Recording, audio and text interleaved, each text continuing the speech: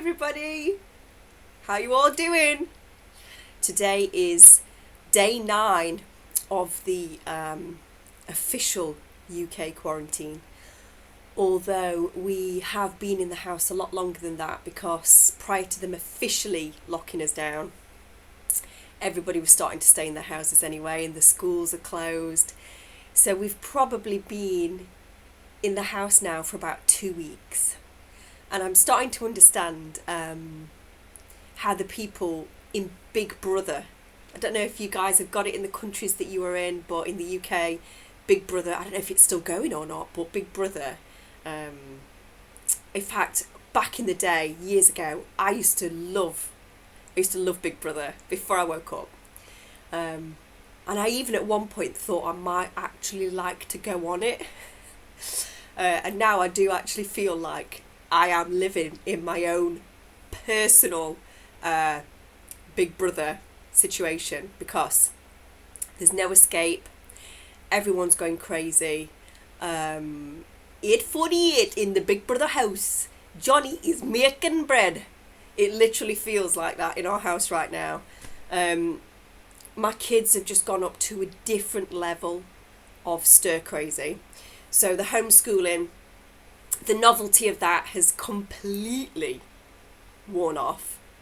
If I mention school time, bash my little bells, show me your wiggly fingers. If I mention that to my 2-year-old, she runs off and starts crying. My 5-year-old's like, oh, Mummy, can't we just do craft? Can't we just do some knitting? So we are doing different types of homeschooling at the moment, being a little bit more creative. So this week, that's my daughter's scarf that she's knitting for her doll in a nice pale pastel pink. This is my scarf that I am knitting for myself.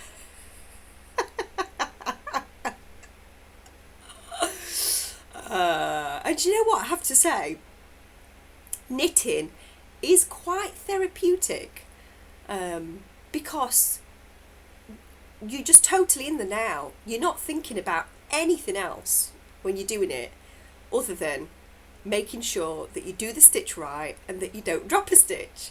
So you actually go into quite a hypnotic state.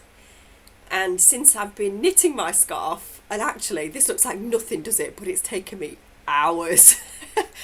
As I've been knitting my scarf, I've had some really great downloads of information from my gang with regards to what's going on the planet at the moment.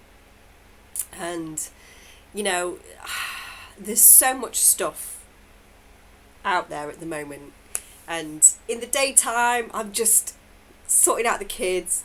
Then obviously you've got all of the meals that need to be done throughout the day, as well as keeping them occupied.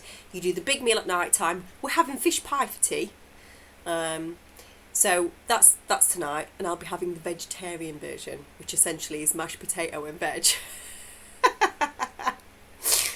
And then there's bath time. And then you get the kids to bed, and me and my husband are just like, oh my God.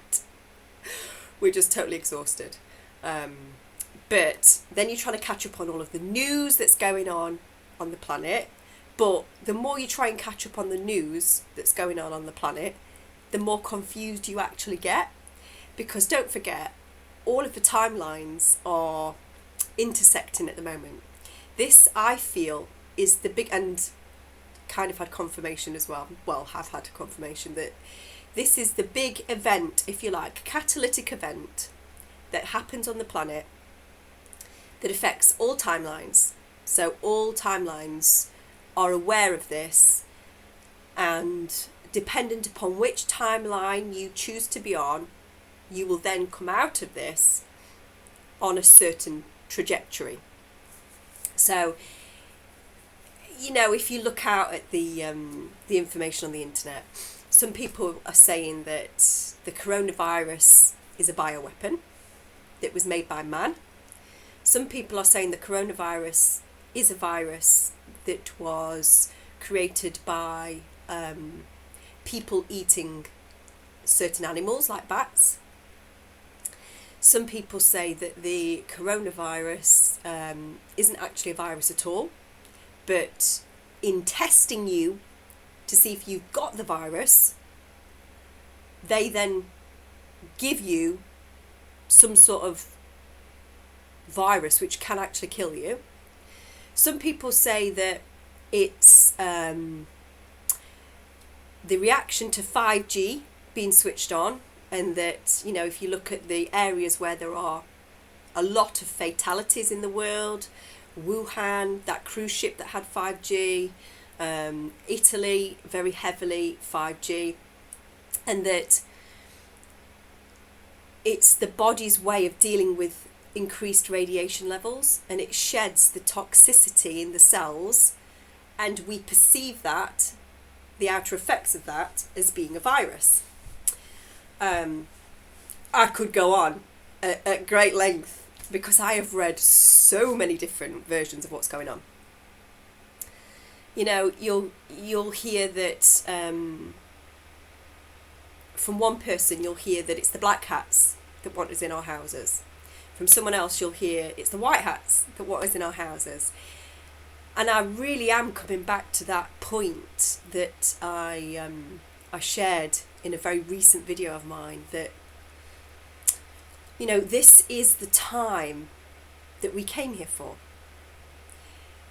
We put our hands up, or whatever terminology you want to use. We said yes to being here at this point in time as the ground crew to help humanity through this point. Now, I don't really think it matters which perception you have of what is going on in the 3D world, because all of you will be correct. But what I do think that matters is how we now galvanise and how we respond to what is going on in the 3D world. And for me, it's never been more important to share kindness, love, compassion, and to connect together as a family of light.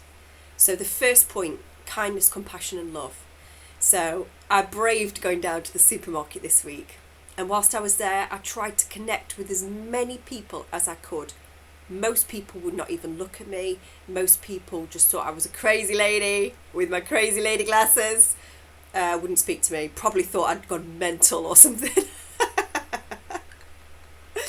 But many people would. And actually, at one point, when there was nobody in the aisle that I was in, I was having a little bit of a dance because there was a really good song on the tannoy. And I haven't been out for 2 weeks. I've been trapped in the house with my kids. So this really good song came on. And I don't go out anyway. So it was like being in a nightclub for me. So I was just having a little bit of a dance whilst I was, you know, checking out the cleaning products or whatever. And this, I thought I was alone in the aisle, but somebody must have started coming down the aisle. And she started laughing. And we got chatting. And, you know, a brilliant connection made there.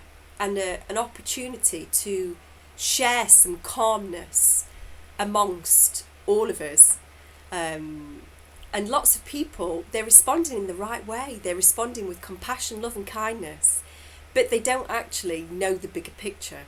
They don't actually know what's going on. So I was chatting to the lady at the checkout, and I always try and use that as an opportunity to give them a boost, because then they are going to then spread that frequency onto every single person that then comes to their checkout that day. So I was trying to give this lady a real big boost of happiness, light, you know, enthusiasm. And she was telling me a story of when it got really, really bad down at our local supermarket, when sort of all of the crazy toilet paper scenario was happening. She had one gentleman that was really, really rude to her and actually tried to attack her because they were telling people at the time that they could only take 2 of each item. And that was because, you know, everybody was panic buying stuff and there wouldn't have been anything left for other people. So that was an excellent thing to say. You can have 2, but you can only take 2. Anyway, this guy ended up being chucked out. But the point was, another gentleman watched that situation happen between the checkout lady and this rude individual. And he went to the card counter in the supermarket and he wrote her a card and he passed it to her. And he said, I'm really, really sorry that happened to you today. And I'm really sorry that as you are here right now helping us to get through this, that somebody treated you in this way. So I just want to give you this and I want you to read it when you get home. So she took it off the gentleman and she said, thank you so much. But at that point she just thought it was a card, and she was very bowled over by the fact that he'd taken the time to do that, but she was still on this shift and she didn't have time to think about it too much. So anyway, when she got home that night, she opened the card, and inside the card this gentleman had written, thank you so much for what you are doing for humanity at the moment, giving your time, putting yourself out on the front line to help us all get what we need to stay at home safe whilst you guys are still out there working. And he'd put £100 in the card. Now for this lady that was a lot of money, when you think about how long she has to work to earn that amount of money. And she said it absolutely it blew her mind, because she just wasn't used to experiencing that level of kindness. And she said to me, having no idea who I am and what I try and encourage people to do, and she said, and I was just so blown away by this, and I couldn't thank this guy because I didn't know who he was, and I've not seen him in the shop again since. So I just felt like I needed to go out there and do something for somebody else to pass the kindness on. And then she started telling me about the things that she was doing to pass on this kindness. And I thought, wow, it's just showing you right now on this planet that there are 2 ways of coming out of this situation, 2 viewpoints, 2 types of people, if you like. The people who are treating each other appallingly and fighting with each other to get the last sleeve of toilet roll in the aisles, and not connecting, using it as an opportunity to further shut down and not reach out. And then there's other people that are using this as an opportunity to be love and kindness and compassion. And it is absolutely beautiful to see, and you can see it quite clearly now, the 2 camps of people, the split. We are at the catalytic point now where the split is literally galvanizing. And I would encourage all of you to, if you are able, and I know not everybody is able because not everybody has the funds right now to be able to do this, but if you are able, help people where you can.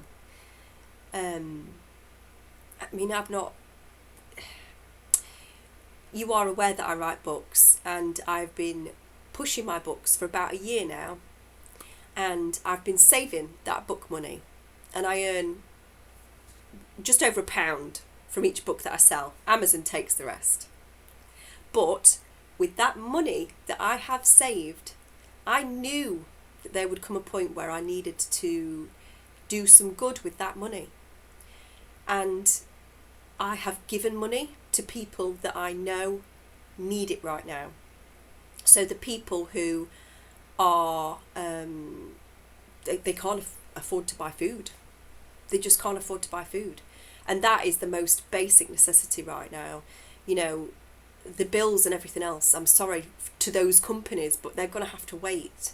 People need to buy food. So I have given money to people that I know are struggling.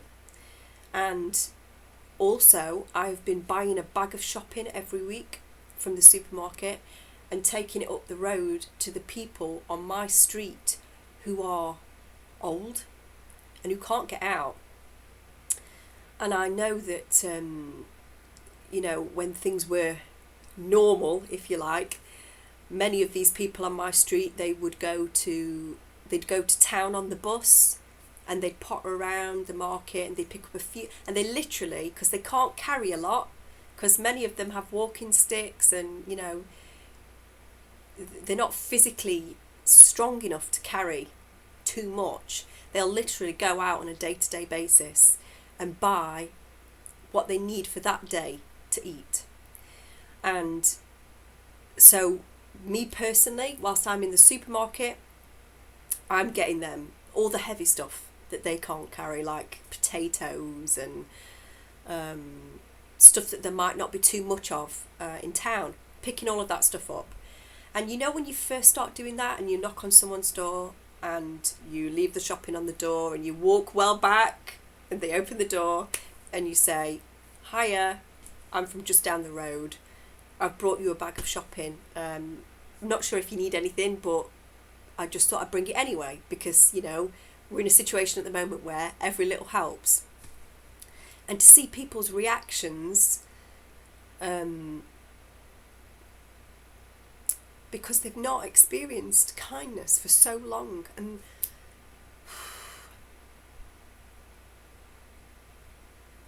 that is something that all of us can do. We can all be kind. And even if you don't have, a little pot of money set aside that you can help people with, there are other things that you can do. There are other things that you can do to help people, just keep people's spirits up, lift people's spirits. I had an amazing letter sent to me this week by a lady called Dorothy. And oh my goodness, I was absolutely sobbing buckets as I read this letter. Beautifully constructed letter. And this lady goes out every day in her neighbourhood and she has taken pictures of all of the different nature that she sees, and she gives love to every plant that she sees, every tree.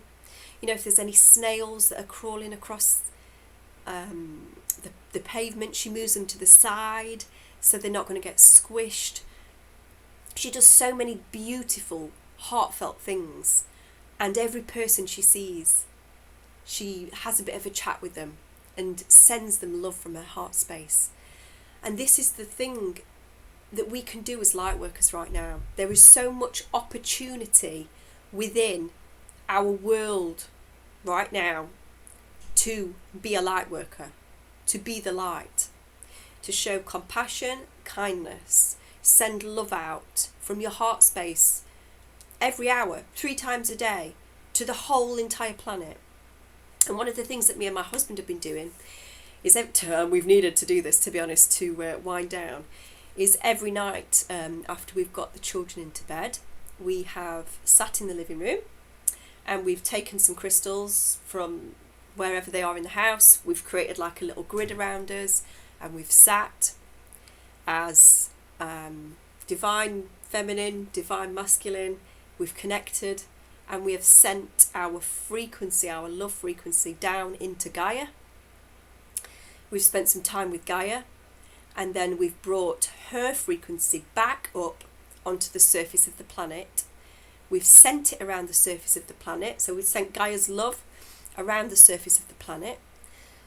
And then we've spent some time on the new earth plane, connecting to the new earth plane and bringing that frequency back down onto our level of awareness, if you like, at the moment in this physical reality. And we've been doing that every night. And it's something that I would encourage everybody to do. If you have time, and we all of us have quite a bit of time at the moment, you are a light worker. The reason you are here is because of this shift. We really need to ramp things up now, guys. More than ever, right now, the light needs to pull together, join together. And what I would say to everybody is, There are many people talking about there will come a point in time soon. We love that word, don't we? Where the internet and the means of communication and potentially TV will all go down, and it will be for a period of between 3 to 10 days. And at that point, what I would say to everybody is, do not panic. That's the last thing that you want to be doing. Do not panic. What that is indicative of is literally that we are almost there. So that, in my eyes, is a sign for celebration. The day that internet goes down and they take the communication away across the planet, for me, is a sign that it's a sign to celebrate. Because I believe what they're doing right now is, because of this virus situation, it's given the galactics the green light now to, I don't like to use the word interfere, but respond on our behalf, because they've actually, whichever way you look at it, whether it's 5G, whether it's a virus, whether it's not a virus, but they're sticking us with a virus when you go and be tested for the virus that isn't the virus, whatever you think, either way, it's still crimes against humanity. And it's now given the galactics the green light to go into the final phase, which is the actual cleanse within our dimension. So I believe that the deep underground bases with these beings and humans, bad humans that are down there, are being taken out right now. And there was a 6.5 earthquake in Idaho a few hours ago, and you see earthquakes all of the time, for years actually, and they have been systematically slowly taking down the deep underground bases. But I believe right now they're going into a phase where they're going for the main ones. So the nucleus, if you like, of the dark network underground is what they're going for. And you have to understand as well that there's going to be many people that were bred underground that will be rescued and will be brought up to the surface. And these people will be in various different states of well-being. And I believe many of these hospitals, these temporary hospitals that are being built at the moment with the coronavirus as a cover, are actually in place potentially to help treat some of these people as they are brought to the surface. And then I believe that once the underground has been completely cleansed and taken back, that the final phase will be the surface roundup. And that will be when the internet goes down. So if the internet goes down, that is indicative that we are almost there. So don't see it as a fearful thing, see it as a positive thing. And what I would like to say today is to encourage all of us, if we can right now, to start meditating daily and sending out this wave of love across the planet daily.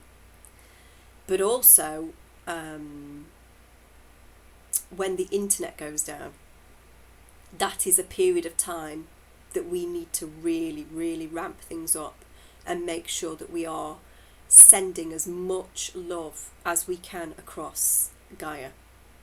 So if you are able to, I mean, I'm not in that position where I can because I have to look after 2 small children, but if you are able to, meditate as much as you can.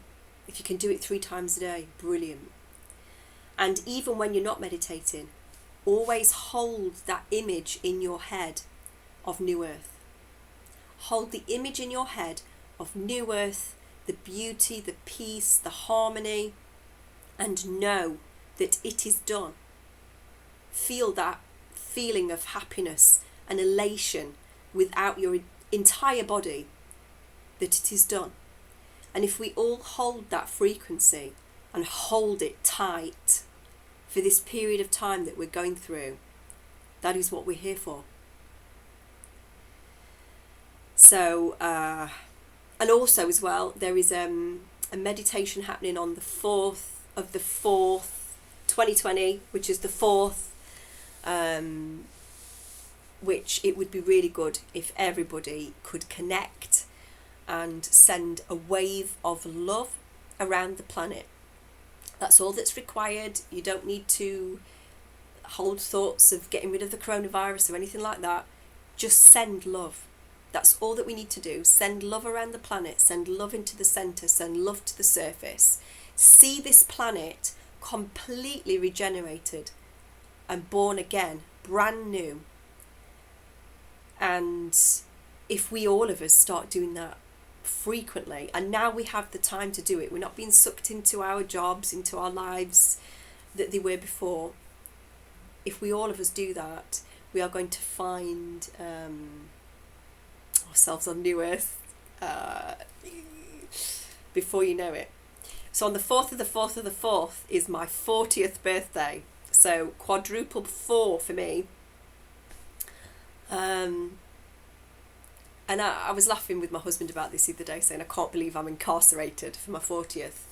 But you know, you could look at it in an entirely different way.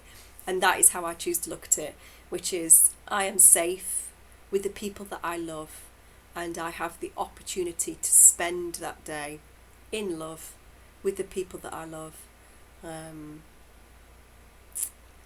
I can visit New Earth in meditation later that night. And I feel, I mean, I don't know if you guys feel the same, but I feel that New Earth is so close now. And many will say, well, what's going on the surface of the planet? How can we be close to New Earth when all of this is going on? But guys, we've always known that 3D would break down. We've always known that 3D and the systems and the structures of 3D would break down. It has to break down in order for the transformation to happen. So don't look at the panic and the carnage that's happening on the surface and think, oh, we're further away from what we were striving for. No, we're not. We're closer than ever before, because this is necessary. It's necessary for the good ones who are still fast asleep to be gently shaken awake and be given the time to do research and the time to question their reality. And this doesn't quite make sense. They're telling us that all of these hospitals are packed out, but actually when you go and look, they're pretty empty. And you know, you guys may say different.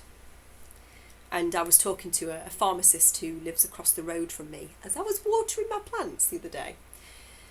And she was saying that the next town over from us is, the hospitals are really busy with the coronavirus. Quite interestingly, they have 5G in that town as well.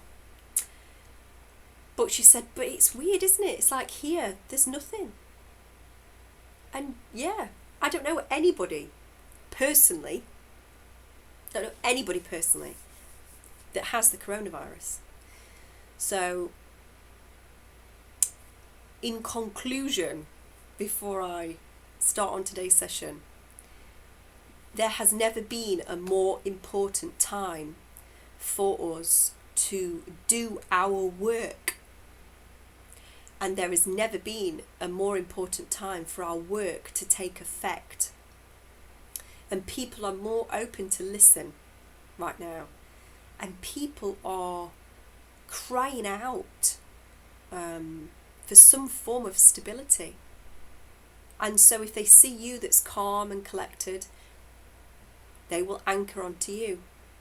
And I will say to light workers as well, don't you forget, if you have periods of time where you yourself feel shaken, where you yourself feel like you need something to anchor onto, do not forget that message that Source gave through the QHHT that I had back in December.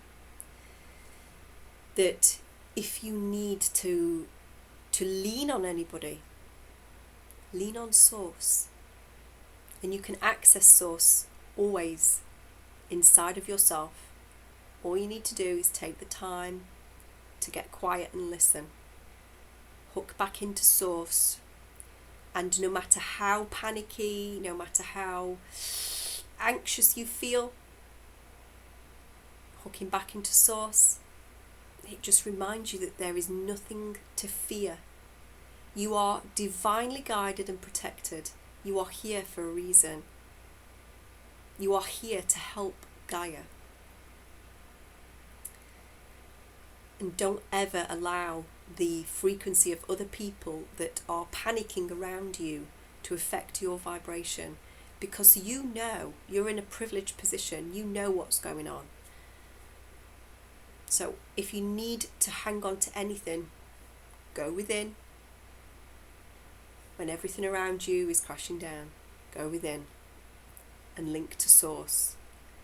And as soon as you do that, you will feel like you're back home. You'll feel amazing. So I am going to read the session today. This was the second to the last session that I did before I had to stop practicing. It's a very good session. It's very interesting, and there is a good proportion of this session which describes what's going on the planet right now. So I'm going to read it to you. So this client goes straight in. I didn't even have to take him to the point. The Dolores Cannon technique is called the cloud technique. I didn't even have to take him to the cloud. He went straight in to this place at an earlier point where it is possible to go into the theta state, which is what we call the beautiful place. So he went straight in at this point. There's a lake, and there's trees and rocks and snow and stars in the sky. It's night time. Tell me more. The lake's quite dark because it's night time. The trees are quite dark and shadowy because it's night time. You said there was snow? Yes, there's snow further up the hill, further up the rocks. Does it feel cold where you are? No. The snow is further up the mountain. It's very muddy near the edge of the lake, and there's mangroves. The roots of these plants, they go deep down into the water. What else are you aware of as you look around? I'm sinking into the mud as I climb around the edge of the shoreline. As you look down at yourself as you are sinking, what do you look like? I've got cut-off jeans on and a white shirt which is linen, and a cream straw hat and a stick that I'm using to help support myself as I'm sinking into the mud and moving over. I'm looking for an entrance, a gap through the roots.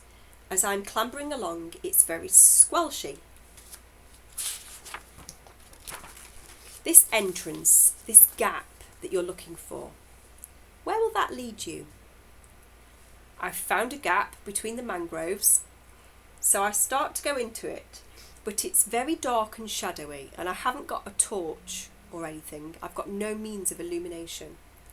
So I keep jabbing my stick forward to make sure that there's nothing in the waterline.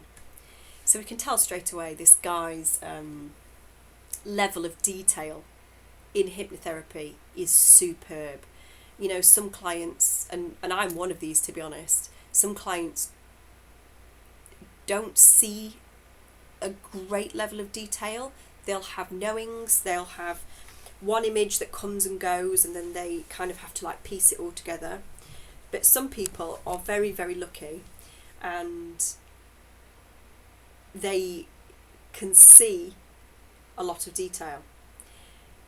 But also some of those clients can't articulate it very well. This guy is great, because not only can he see the level of detail, but he pushes it out, he articulates it. So this is a really great session. So tell me what happens as you go along. As I'm walking along, there's like a luminescence coming off from my legs under the water. So it's like scaring off anything that's under the water from coming near me. I'm using the stick more to find my way. It's not a path under the water, really. I've just come out of the other side, and there's a huge rock face in front of me. It's very grey, like a light bluey grey. What else are you aware of? I'm aware of, it's like a rocky basin that's kind of formed into a rock face, and there's like a shelf coming out from the rocks. So I clamber up and I sit on the edge of the shelf, and I can see scratch marks in the rock. And there's also like a green mould or something on the rock itself, on the face, that points up to the sky.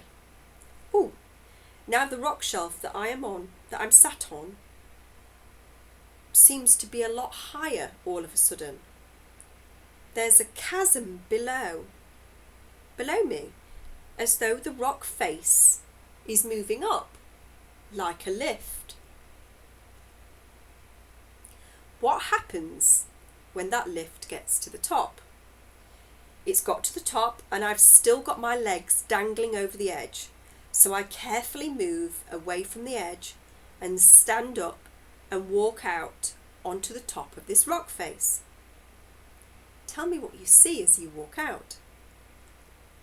It looks a bit like a peak, and I'm looking down, and it's very, very steep, and it's like a pointed peak that I'm stood on looking down. And what do you see as you look down? The rocks of the mountain, and then those rocks go down towards trees that are starting to grow up the mountainside. It's very high up where I am. From this high point of perspective, what else can you see? Some kind of an island.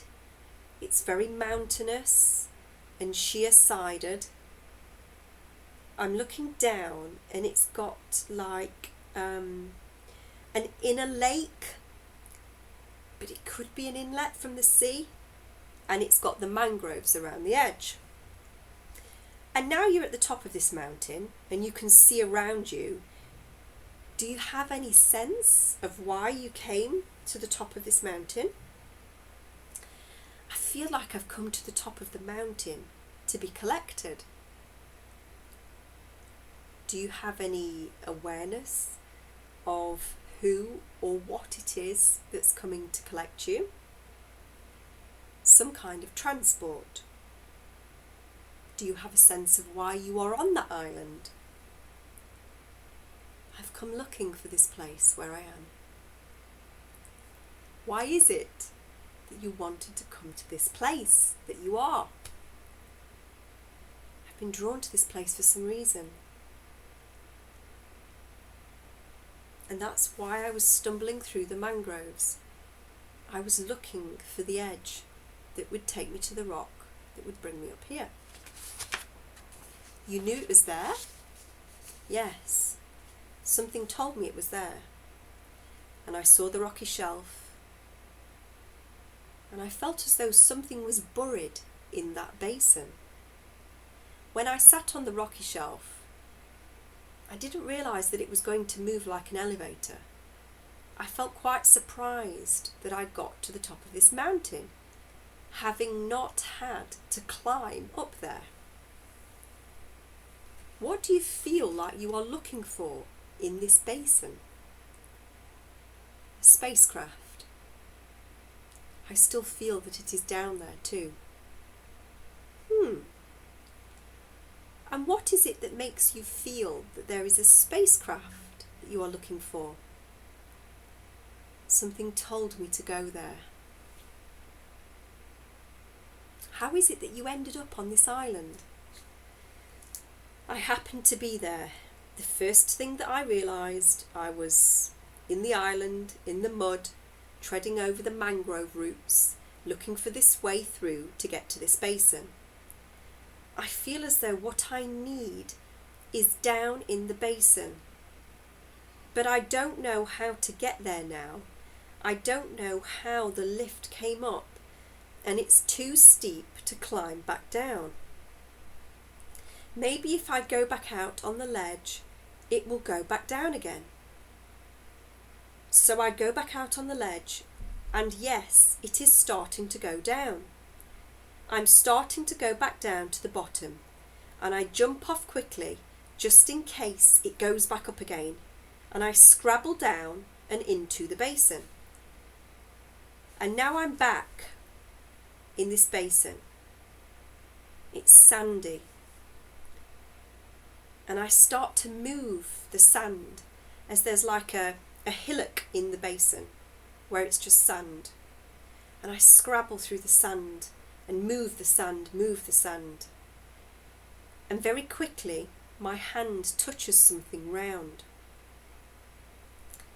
and I feel the difference in contrast. So I push all of the sand away, and it's like a glass or perspex dome, and I'm looking around the base of it, which is like metal. I'm looking for some kind of hinge or catch. I can't see into the dome.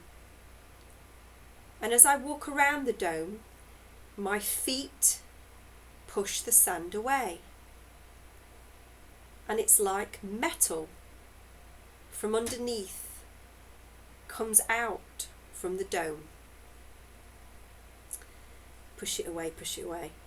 And then I can see it's like a pad near the edge of the dome, and I push it down with my foot, and it releases the dome, and it hinges up.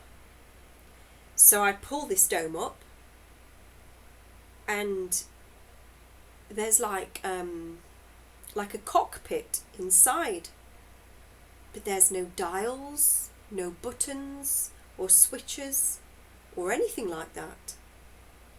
There's just a seat with a backrest in the middle. So I sit down in the seat and I lay my arms on the armrests, and I just sit and look around. There's not much room really. You could probably walk around the seat. The dome isn't that big. There's no features or screens or anything like that. It's as though there's no life in it. And I knew what needed to be done at this point. The craft only flies if it's connected to him. So I say, it needs your life to fly it. Tell me what happens when you sit in the chair. So he sits in the chair. I feel as though I'm sinking into the chair. A bit like sand in an egg timer that falls from one side through the hole into the other side. I feel as though I am sinking into this chair and I'm being absorbed by the chair. What do you experience as this happens? I hadn't realised, but as I got into the craft, the dome had automatically shut behind me. Now the craft is starting to vibrate a little bit, and it's starting to glow like an iridescent light. It's coming from the interior. Now I can see panels lined all the way around the perimeter, all around the circumference. So there is distinct darker blue lines that look like panels, but there's nothing in those panels. But it's an iridescent blue colour. The craft is vibrating, I feel as though it's trying to break away from its anchors. It's stuck in the rock below somehow. It's vibrating to try and break down the rock. The rock disintegrates and goes powdery. It lifts up on one end, but it's still snagged on the rock on the right-hand side. The dome has started to clear, so I can now see out of the dome. And what do you see out of the dome? I see the rocky basin and the mangrove roots and trees. It's just flipped up on the other side now as it breaks away from the rock that was holding it, and it's wobbling a little bit now. It's starting to hover, and then one of the panels is starting to very, very slowly flash in like a yellow colour. It's starting to flash, but a slow flash, almost like it's a heartbeat or a breathing in and breathing out type of flash. I feel like it's the craft breathing. Now it's hovering and gaining height as well. I'm going up the mountainside, and now the craft sits down on top of that mountain where the lift originally took me to up there. And just as I get up there, I see something flashing on the top of the mountain, like a beacon. And I'm just realising that I could have set that beacon off when I went up the mountain before on the lift. So I feel as though now I'm in the craft, I'm just sat waiting for something now, in my little craft, waiting for something. And I notice that it seems very cloudy. It's not dark anymore. It's not nighttime anymore, but it's not daylight either. It's that kind of in-between time, between night and day. I can see the sky is quite cloudy, and I see something in the cloud. Yes. I see a flash of light. Then more flashes of light. And then it appears to be a huge expanse of metal, a metal type substance in the cloud. Tell me more about that. There's huge doors opening now underneath this metal underside of something. And then I lift off in this small craft and I hover up inside this huge metal thing. And in between these doors into like a cargo bay area. I'm just hovering there, and the doors close underneath me, and then I set the craft down. Ooh, and then it's like the reverse of the egg timer. It's like the sand is now flowing out of the seat and back into a body. I see. Tell me about the body. But this time, the body is different. At this point in the session, I was like, oh my goodness. And I remember this client because I'd had a really busy day that day. And I don't normally do this ever. I really don't normally do this ever because QHHT takes such a huge amount of energy from the practitioner. And I'd spent 5 or 6 hours in the daytime with a client, which wasn't this one. And then I'd agreed to see this particular client at night time. because that was the only time that I could see them. And so this was the second session that I'd done in a day, and I was really, really tired. I was so tired.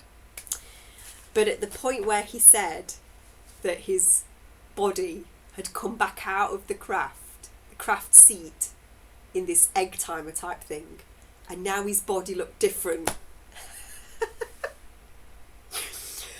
You can imagine, can't you? I was just like, I was sat on the edge of my seat thinking, I am so glad I agreed to do this, because there you go.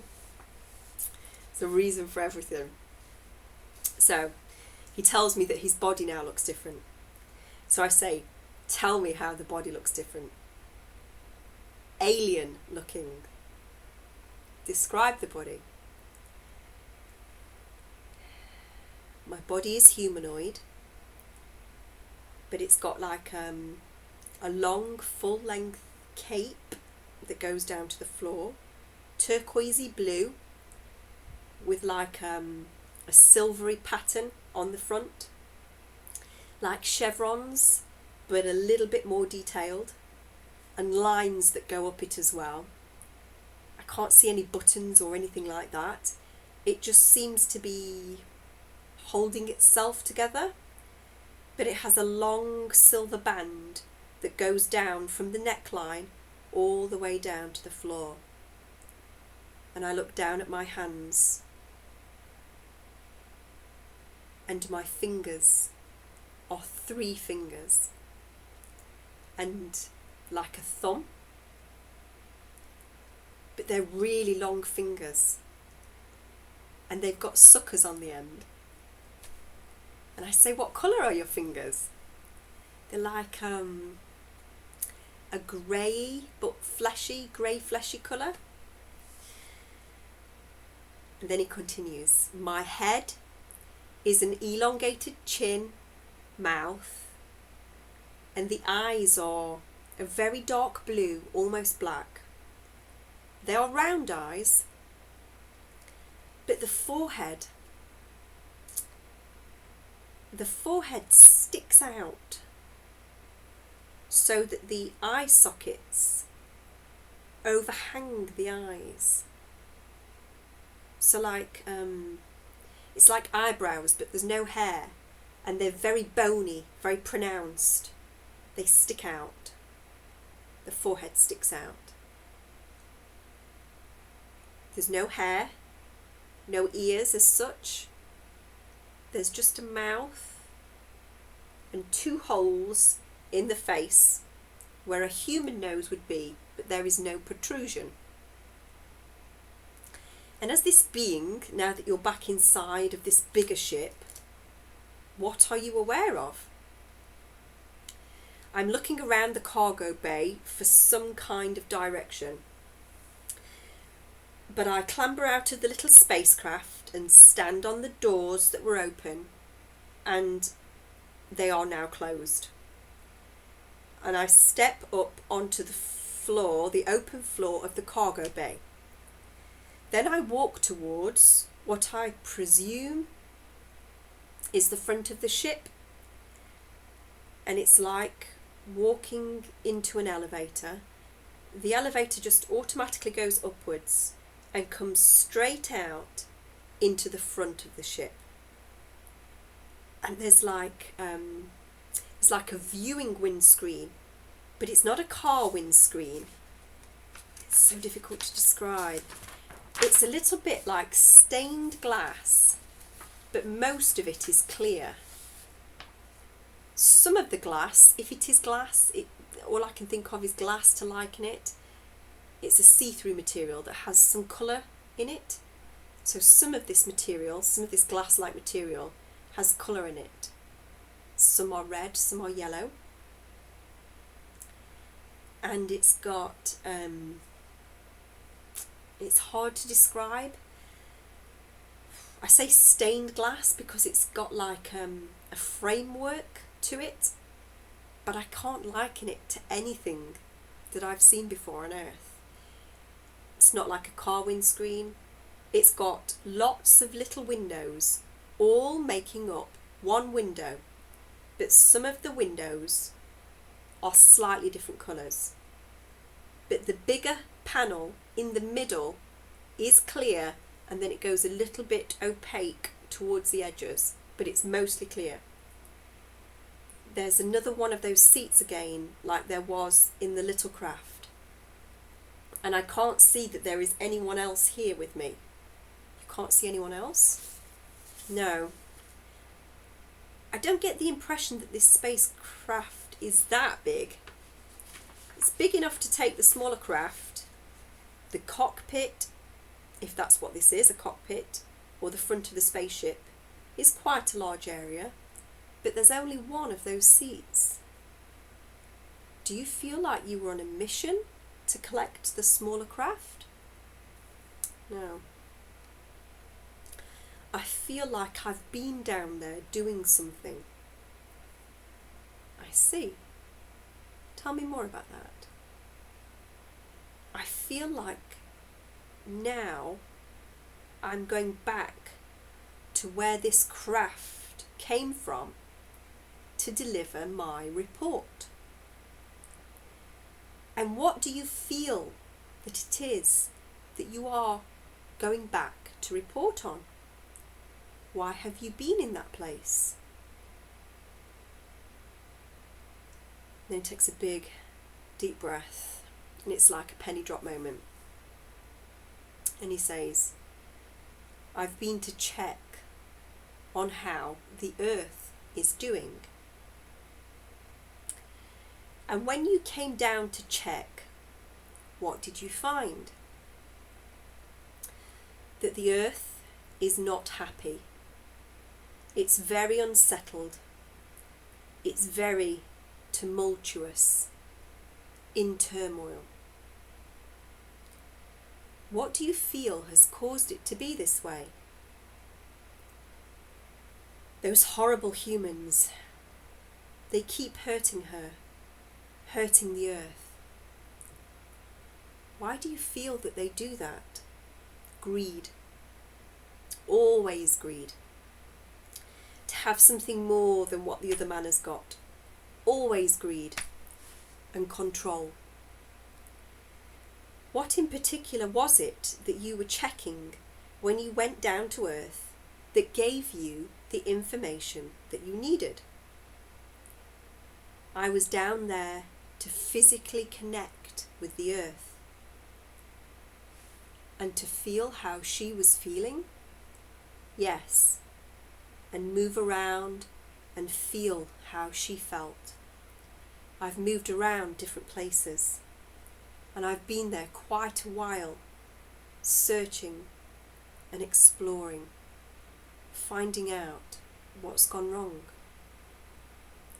And what information will you be bringing back from your journey? The planet Earth is tired. She is tired and sad because she keeps getting torn apart, and it makes her angry. So she reacts, and there's earthquakes and eruptions. And this information that you are taking back on the Earth, where are you taking it back to? I have to deliver my report and the data that I have gathered. I deliver it to the great gathering of consciousness. The consciousness that looks after the planets and the entire universe. So this is big, where he's taking this information to. And just for those of you that may be confused as to how this is all happening, this client has gone into a multidimensional part of himself in what we would consider to be further back in time from where we are now. And he's delivering a report on the Earth. He's taken a temperature check, if you like, of the earth. And he's linked in directly with the earth, all around the earth. And now he's taking that information back to this huge council that oversees. I've just had this massive penny drop moment, that oversees the entire universe. And I actually wonder, this has not come to me before, but when I read what I'm about to read next, maybe you will feel the same. I actually think that this guy then connects with these sphere beings, or these higher consciousness beings. So I'll continue reading. And this council of consciousness that looks after the planets, what will they do with that information? Those that look after the earth. They will discuss and decide how they can help the earth, because we need to stop the disruptions and decay and stop the suffering. What do you feel will be the course of action that will be taken by this council of beings? It will be to return the earth to a state of equilibrium and balance, where happiness prevails, where the wind blows when the wind should blow, and the rain falls when the rain should fall, and the seasons are dictated by Earth's rotation around the sun, as opposed to being manipulated and messed up by human activity. How will that be achieved? What needs to be done? I can't say yet, because I have to report back. I have to join the great council of consciousness, and with the information that I bring, solutions will be drawn and decisions will be made. So at that point, I ask him to go ahead and connect to the point in time where he connects with this huge council of consciousness that is deciding a course of action, the way forward for planet Earth.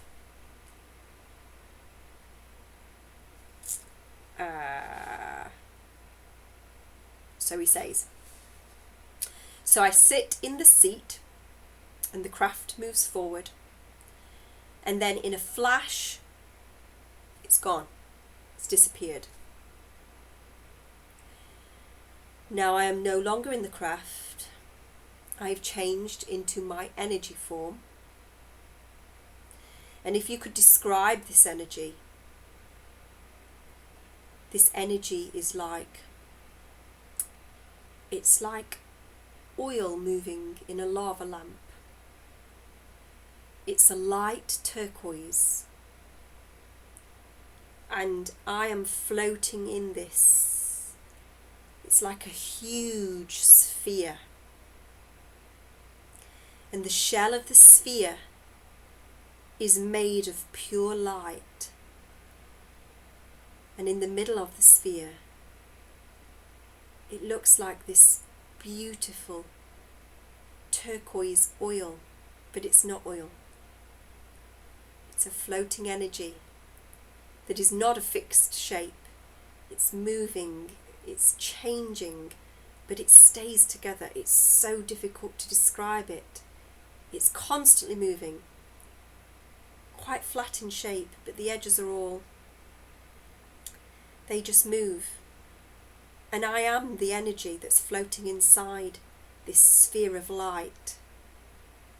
And I'm floating towards this huge, big splodge.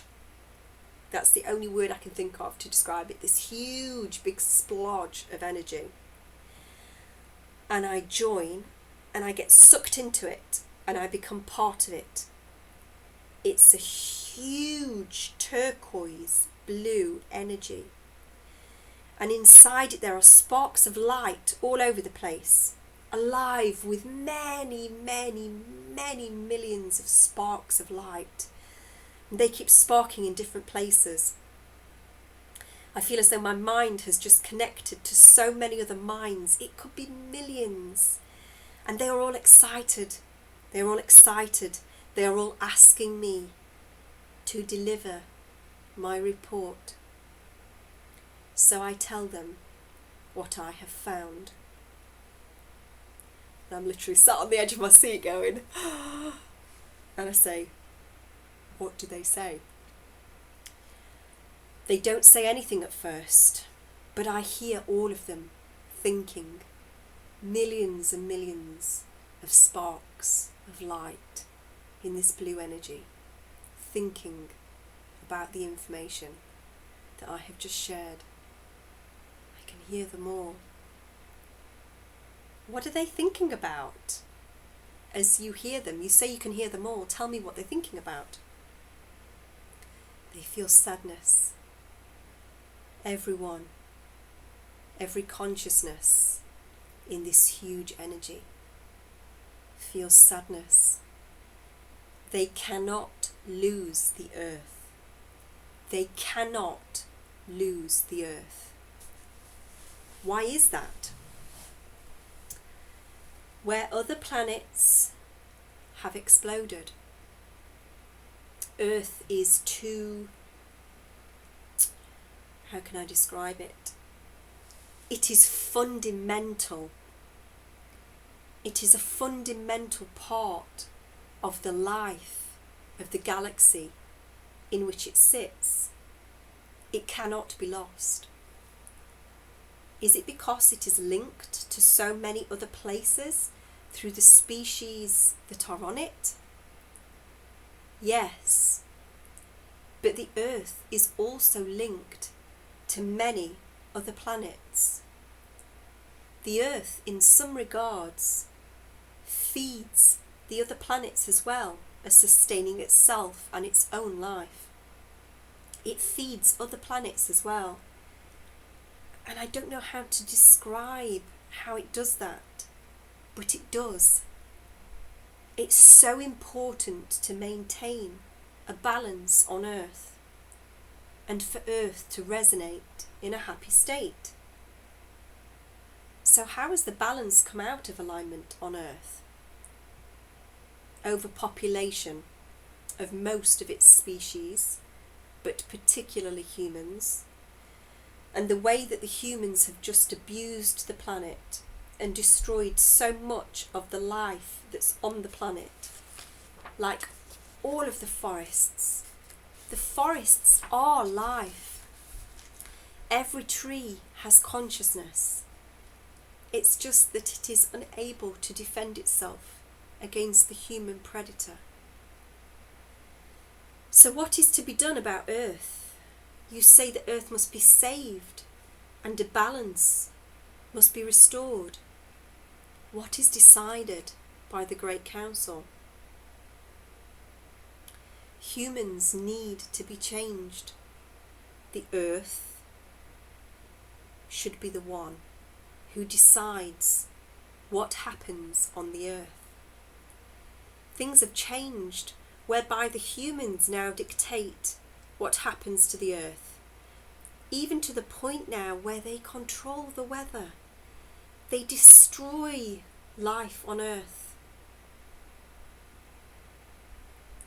And they take away the green. And the green is there to not allow overpopulation of the human communities. So they destroy the green to plant food, to feed more humans. They are destroying forests and destroying areas. Some are allowed to increase their greed, to feed their greed. And in doing so, they have put the whole Earth out of balance. They are destroying the Earth one day at a time with more rapidity now. You say humans need to change? They need to be changed. They won't change on their own. And what does the council suggest needs to be done to cause this change? It is so hard.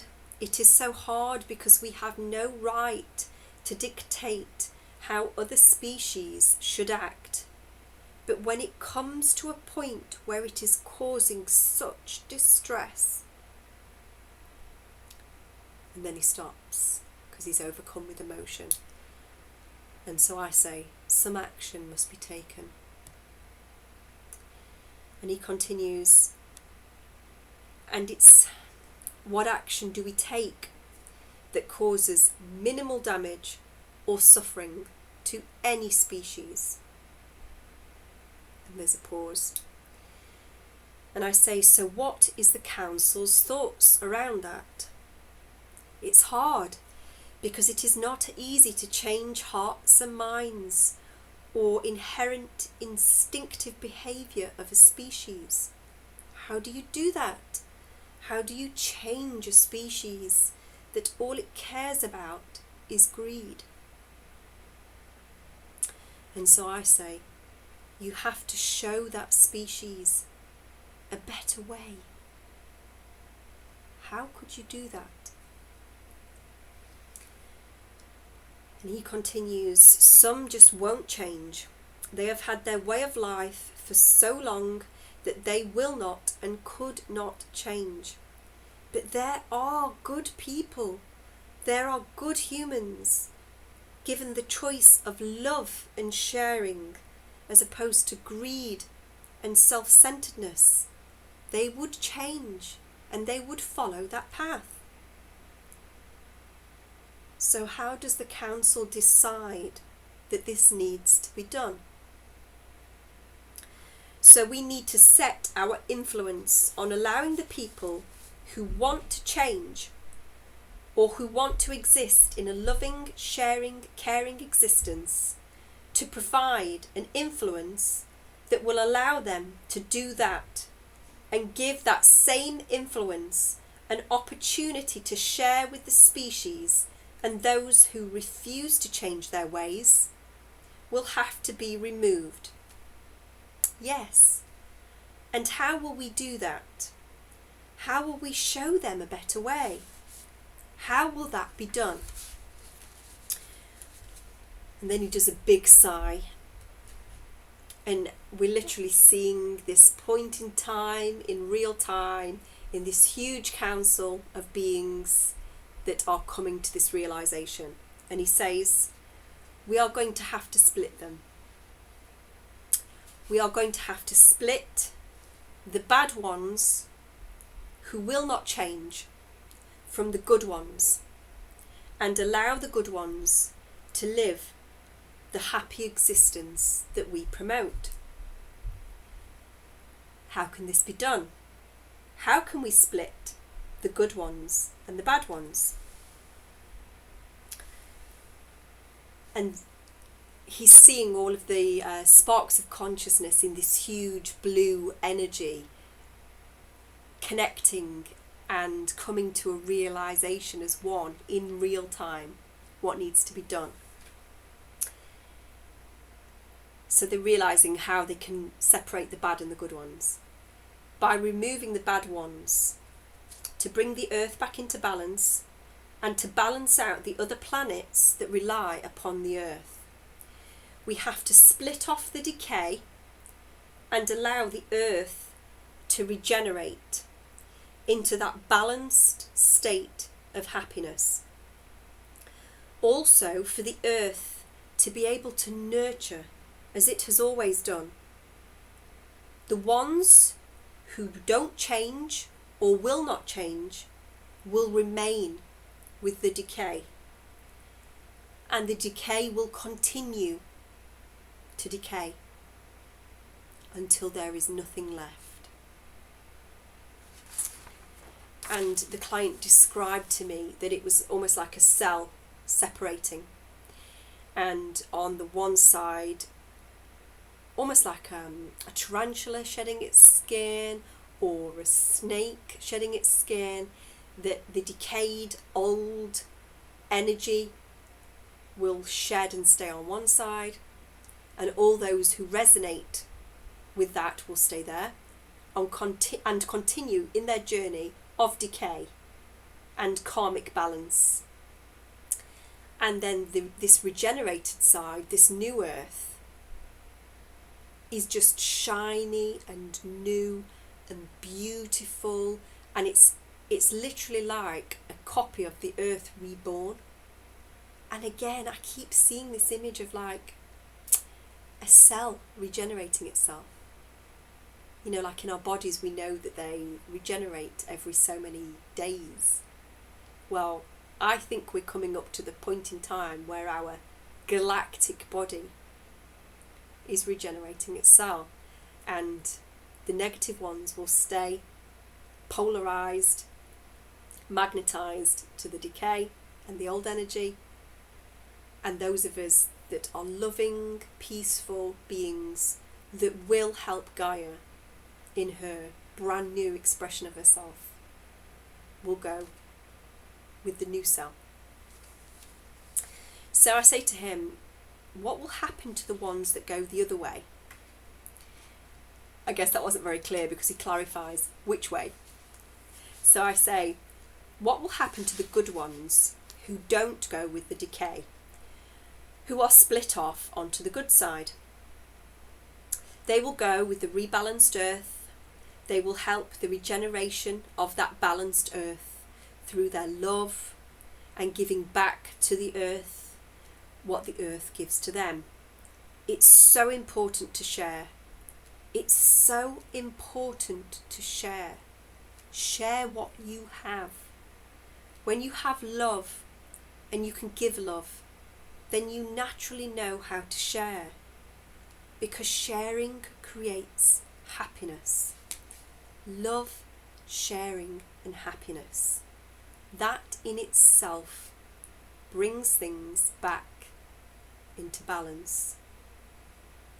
Is there anything else that the council wishes to have the opportunity to share with us now that we are seeing this at the point in time where the decision was made for the split, and acknowledging the fact that we are now at that actual point in linear time? They just hope that the ones with the goodness in their hearts, however deeply it has been buried over the years, that they adopt this new way of thinking and respecting that allows them to stay on the revitalized earth instead of getting split with the decay. Open your eyes and see beyond what you think is reality, because what's been created on earth for centuries and centuries is a false reality. Species were not created to be evil or bad. They were created to love, care, share and enjoy happiness. But there will always be elements of bad and evil, and things, when they are not nurtured properly, will turn bad, will turn evil, and that is what has happened on planet Earth. The greed and the evil has been allowed to take over, because it's easy for evil to prey on good souls, because good souls just see goodness, so they become easily led.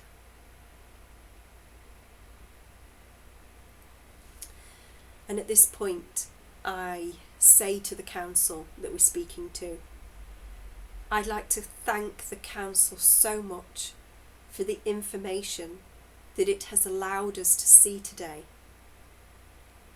And I'd like to thank the council for allowing us to see the deliberations that were made on our behalf as good humans on earth.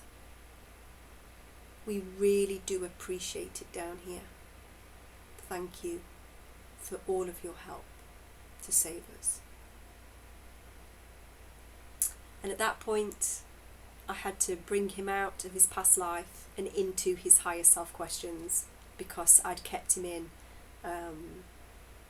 for well over the normal allotted half time. I normally allot an hour for past life and an hour for higher self, but this particular client didn't have too many higher self questions, so that entire session that I just read you lasted an hour and 40 minutes.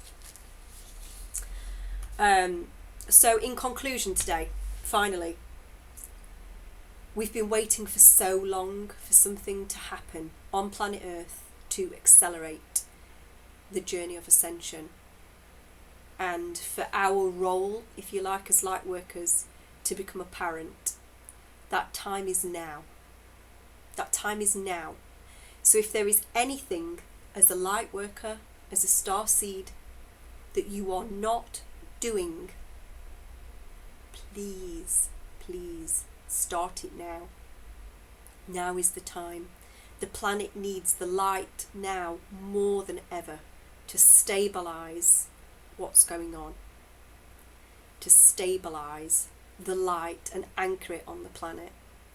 So please, every day, at least once, meditate, take your frequency down to the center of Gaia, reminder that we're here, that we love her, that we're ready for her to shift her energy back out onto the surface.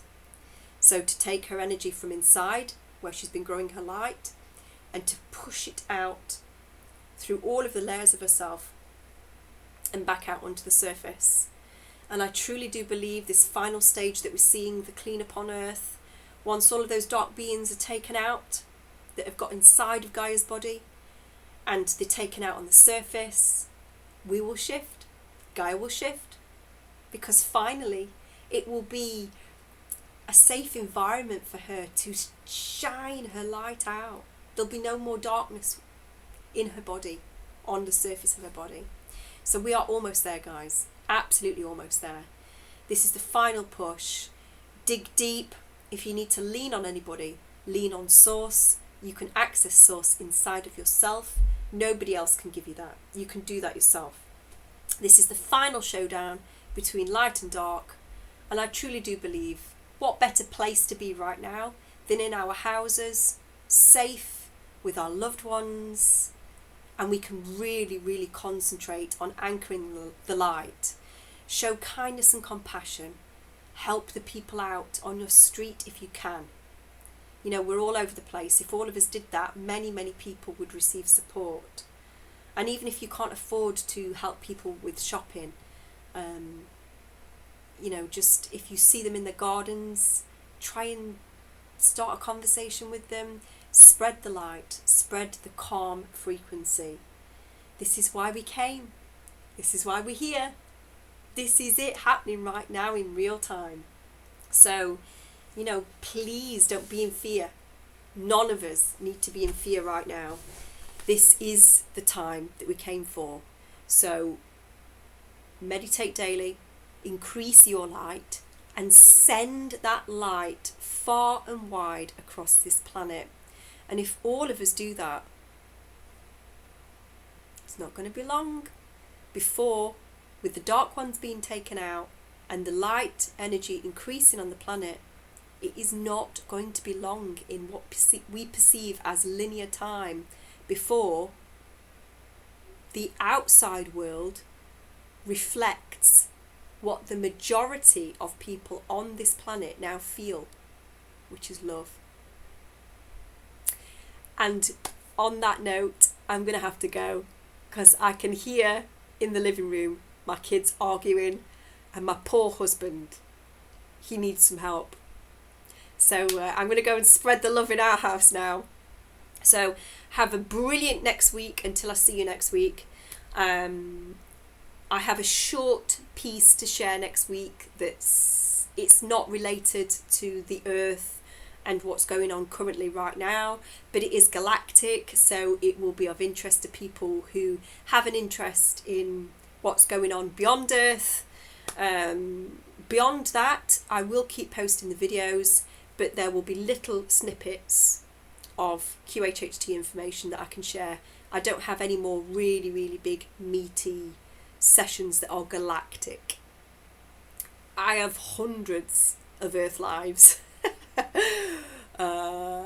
But yeah, we're running quite low on the galactic material. But I will have a look through some of my older sessions and see if I can find some stuff that's of interest to share. But I will keep posting anyway, even if I haven't got any material. I'll keep posting to check that we're all okay. And, you know, I think more than ever at the moment, it is important that we do come together, and we do come together in light and communicate. But if the internet goes down, see that as your indication more than ever to ramp up the work that you are doing on behalf of Team Light, the family of light. As a light worker, as a starseed, as a truther, however you choose to describe yourself, as an awakened, caring, kind being, shine. Do as much meditation work as you can for Gaia, for the planet. We're on the home straight, guys. I can feel it. I've got to go now. My husband he'll be like, "You said an hour." He knows what I'm like though. Right, see you next week, guys. Keep your vibration high. You can do this. See you later. Bye.